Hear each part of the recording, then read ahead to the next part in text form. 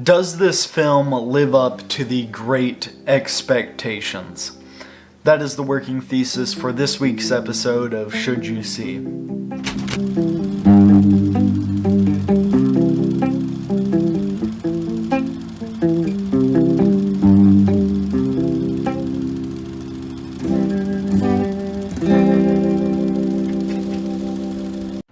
Spider-Man Across the Spider-Verse is the second installment in a trilogy of animated Spider-Man films, and first impressions?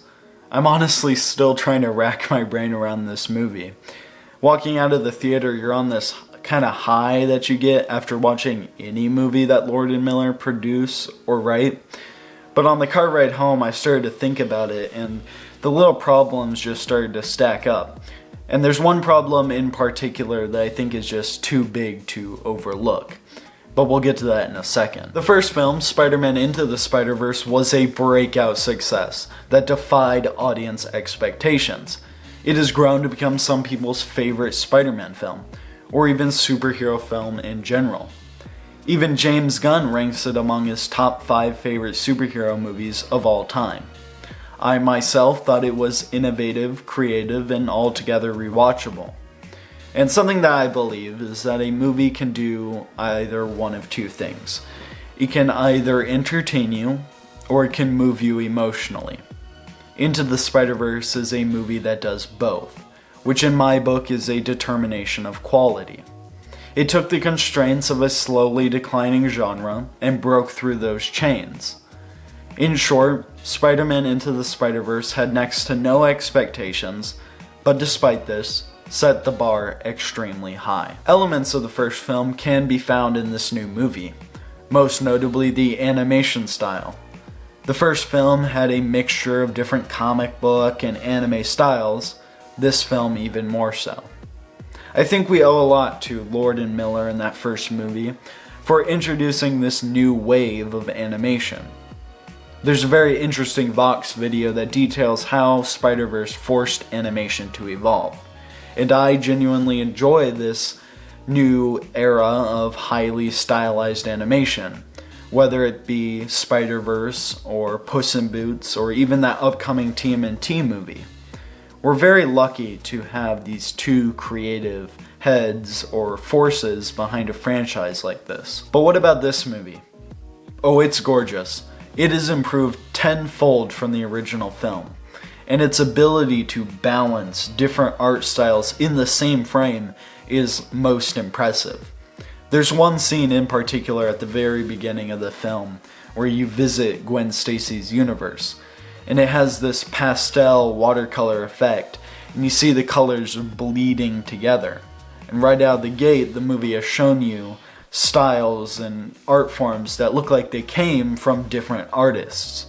It recreates that feeling of getting just a box of assorted comic books and flipping through them really fast, and you see these covers of different artists, and they're all wildly and vastly different. I cannot overstate how amazing this film looks. Two other aspects that are taken from the original film are the comedy and the action. The comedy in this movie is superb. Jokes are flung at you at a mile a minute, and before you're done laughing at the first one, 3 more have already passed. It really is a hilarious movie. And much like the animation, the action in this film is hyper stylized, and it captures the feeling of reading a comic book unlike any other superhero movie to date. It actually makes you quite jealous knowing that none of these kinetic and incredible action sequences could ever be replicated in live action. I actually prefer this form of storytelling over what they're doing in the MCU at the moment, but I know that without a creative head like Lord and Miller overseeing it, it would just become as stale as some of the recent Marvel films. The pressure of the first film truly made the people over at Sony up the ante. And in the areas of comedy, action, animation, and scope, this film is much more ambitious. But because of that ambition, the very important aspect of story leaves a lot to be desired. This is not a spoiler, it has been marketed, but this film is a part 1 of 2, and it does end in a cliffhanger. which to be fair is executed far better in this film than in Fast X. But the problem is that the success of Across the Spider-Verse is now solely determined by the success of the third installment. This film does not feel like a complete story, and I honestly feel a little bit cheated. For the entire movie, the story is ramping up and up and up and up and up and then just stops. Which again, on the car ride home, makes you feel a little bit empty. This feeling is confirmed because you only watched half of a movie. I know this because the main problem of the film is not introduced until the third act. Yes, the main problem of the movie is introduced 20 minutes before the film ends, and is never resolved. The first film, which is a movie about defying expectations, has that cathartic moment at the end where Miles makes his own suit and saves the day, conquering his fear of not being good enough. This film does not have a cathartic moment, which is ironic considering this is the sequel to a movie about defying expectations. But in the end, this movie falls short in comparison. This is not to say that this is a bad movie. It's not even to say that I didn't like this film. I actually quite enjoyed it. But like I said, the success and outcome of this movie is now solely in the hands of the next installment, Beyond the Spider-Verse. And I honestly hope that that movie is good. Maybe it will justify the partial story of this movie. But for now, this film remains half of a story and will be rated accordingly. But what I will say is what this film lacks in a cohesive story, it amply makes up for in spectacle, and was by far not the worst film that I watched in the past month. Now we're going to move over to my spoiler section of the video, and if you don't want to stick around for that, you should skip on over to the rating section right now. Alright, the spoiler section. Where do I start? I guess if you are confused about why this movie is made by Sony, it has Spider-Man in it, but sometimes Spider-Man shows up in the Marvel movies, but they're separate, let me break it down for you. In the early 2000s, in an attempt to get out of debt, Marvel sold Sony the movie rights to Spider-Man, something they had done a couple years earlier with the X-Men characters in Fox. This was before Marvel decided they were going to make their own movie studio. And after a couple of renegotiations in 2015, Sony and Marvel decided to share Spider-Man in a weird joint custody operation. Sony would make any movies where Spider-Man was the main character and the lead of the movie, and Marvel would help finance those films. In return, Sony agreed to let Marvel use Spider-Man in any film where he was not the main character. And Marvel would take a percentage of the profits of any movie they helped finance. But then in 2018, Sony realized that they didn't have to use Spider-Man to headline their movies.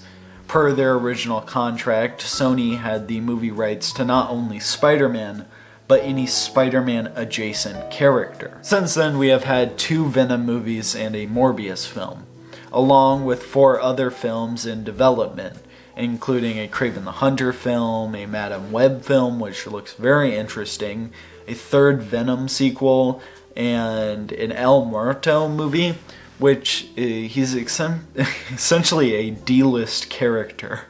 Not essentially, he is. The Sony universe of films is now 13 movies long, including every previous iteration of live-action Spider-Man.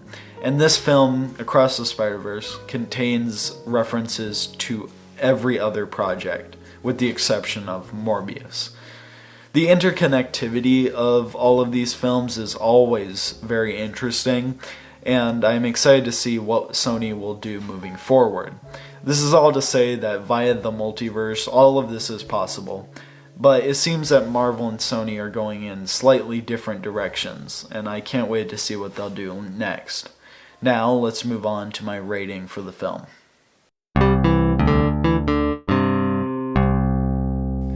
Should you see Spider-Man Across the Spider-Verse? My honest opinion is that if this is one of your most highly anticipated movies, then yes, of course, go see this film. But if you are not as invested as everybody else, then you should just wait until Beyond the Spider-Verse comes out, and then watch this film, and then go and see that film. I honestly think that you'll have a better viewing experience watching it that way. I'm giving Spider-Man Across the Spider-Verse 3 out of 5 stars. But note that that rating is subject to change depending on the success of the last installment. That's all I have for today. Next week I'll be reviewing Transformers Rise of the Beasts, so look out for that. If you like this video, you'll enjoy my review of The Little Mermaid. You can follow me on Letterboxd to read my short and witty reviews of films I watch daily, including John Wick, which I finally got around to seeing. You can listen to the podcast version of this video only on Spotify.